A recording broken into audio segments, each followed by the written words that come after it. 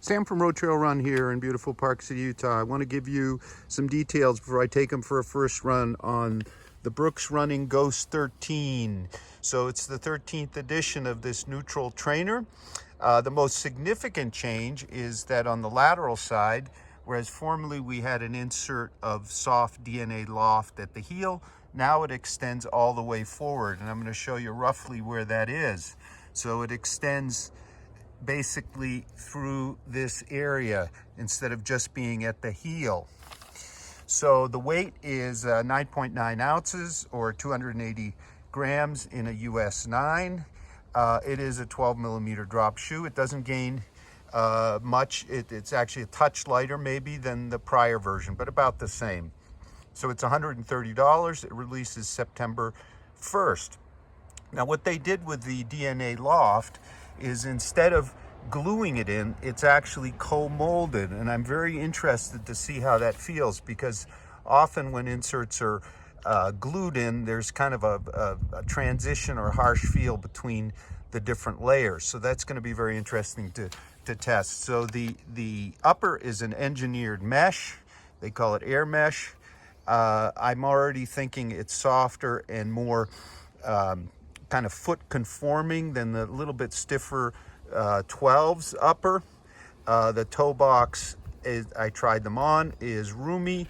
The volume is fairly low over the instep, but I don't think that's any kind of an issue because the upper feels very secure, but we're going to test them and see. We have a nicely padded tongue, a little bit more conventional heel collar, maybe a little less plush, but probably more functional than the 12, which was a little overbuilt, I thought. There's also I'm going to show you a picture now of the women's version. Very similar design. The teal instead of the black for the top of the midsole, and they also share this kind of cool 3D printed overlay design. The black kind of giving it depth. That's just color, and translucent here, which is kind of cool. Now on the medial side, we have the BioMoGo DNA, and in a form or a geometry that should give a bit of stability, but this is clearly Brooks's neutral shoe. There will also be a Gore-Tex version, also September, for $160. It's Gore-Tex Invisible Fit. We'll also be testing that.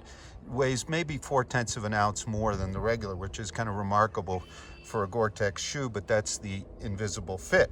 So I'm going to take them out for a run. I'm also going to compare after the run and in a separate video to the Levitate 4, Brooks's other neutral trainer, which has a very different midsole material. It has DNA amp. It weighs a bit more. It has a knit upper versus our engineered mesh here. Take them out for a run, and I'll give you some more thoughts after I get back. Okay, up here in Round Valley, it's kind of windy, so I'll probably have to re-record, but the peak you see out there is Jupiter Peak. So, Ghost 13 fit, true to size, no question. Definitely more room and less snug over the toes than the knit Levitate 4. The tongue does have a bit of a tendency to migrate, but I didn't really notice it till I looked. The volume is fairly low over the foot, so I don't have to lace it too tight, but it's a super comfortable, effective upper. Now, a few quick thoughts about the ride here. Really enjoying it. There's a lot of softness, there's some rebound, but the key thing, I think, is that the outsole, and I'll show you that later, is thick, it's well segmented, and it provides very nice response in the mix here. So I'm going to keep going, and I'll do some comparisons when I get back to the barn.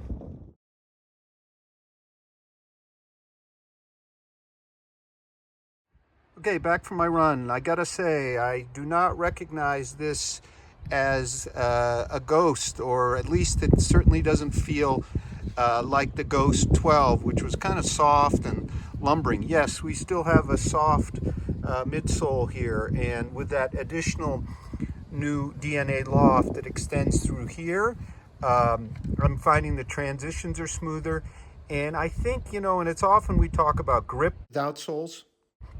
It's often the configuration of the rubber and its thickness that makes a real difference. And I look back at our review of the 12, and there were grooves, many grooves across here on Septs, they call them, for traction, and also additional kind of grooves in the middle right here. They're gone now with a much less aggressive kind of pattern.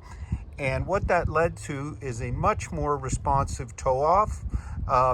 Yes, it's still a very flexible shoe, maybe a bit too flexible for super long runs, but the net result of what I think are mainly the outsole and this DNA Loft on the lateral side are a much snappier shoe. Yeah, you've got all that softness, but it doesn't weigh you down, if you will, even though they weigh about the same as the 12. So it's really kind of a different animal. It's still a Ghost. You still got that 12 millimeter drop, which I kind of appreciated here, although I run in pretty much everything from 0 to 12, and I kind of like 6, but I really kind of like the ramp here. As far as the upper, it fits super well for me, true to size, plenty of toe box room. It's available wide and extra wide.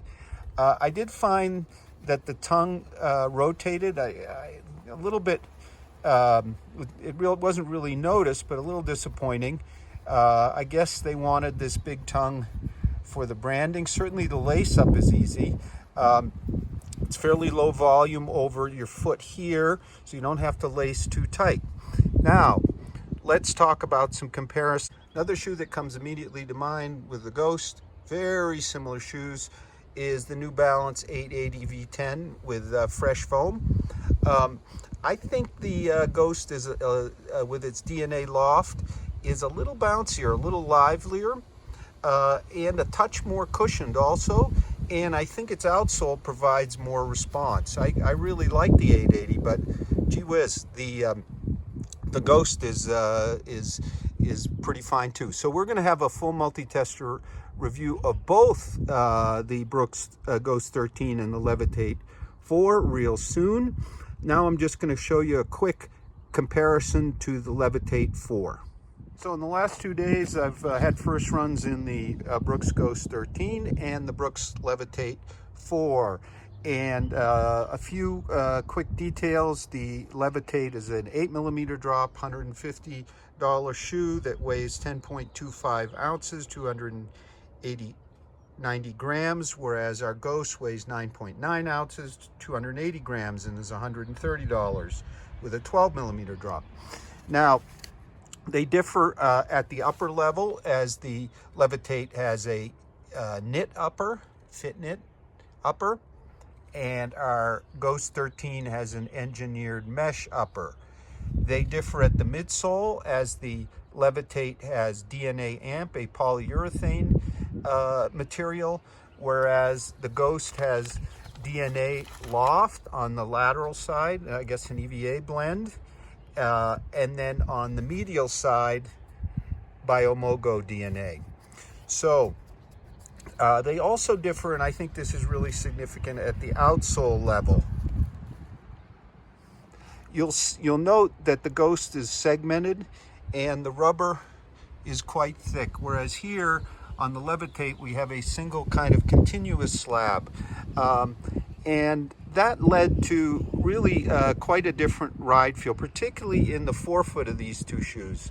I struggled a bit to toe off in the Levitate 4, even though it's decently flexible. I think the rubber is a bit too thin, and they had to go thin to keep the weight down because the PU is a little heavy. Whereas over here, we've got lots of flexibility and more response because I think the rubber is thicker, so you got more pop off the forefoot. As far as their heel feel, on a big steep downhill that I do on my test loop, there's clearly a bit more shock absorption in the Levitate 4 at the heel, although the Ghost does just fine too. So I would say that if you are a runner looking for a Brooks that doesn't have their rails, that has some kind of inherent stability from the foam and the outsole. The Levitates might be a better bet for you than the Ghost, which is definitely a neutral shoe. Now, as far as their uppers, well, the Ghost's upper with its engineered mesh is definitely better fitting for me up at the front. You can see here the toe box than the Levitate, whose toe bumper right in here is kind of stiff. They feel even a bit short. Sometimes I struggle in engineered knit shoes with the fit. Now, I think the fit of the Levitate is a bit more secure, but I think in the next pair, and we'll have to run some more to see if this softens up, I might go a half size up in the Levitate, but I'm perfectly fine in the Ghost. The Ghost is fairly low volume over the top of the foot, but you don't have to lace too tightly. So the Levitate, a bit more stable, a bit denser and shock absorbing, although the forefoot felt a bit thinner, probably because of that rubber, whereas I felt a bit more cushion in the Ghost's forefoot and more response due to its rubber. Both are excellent daily trainer choices from Brooks.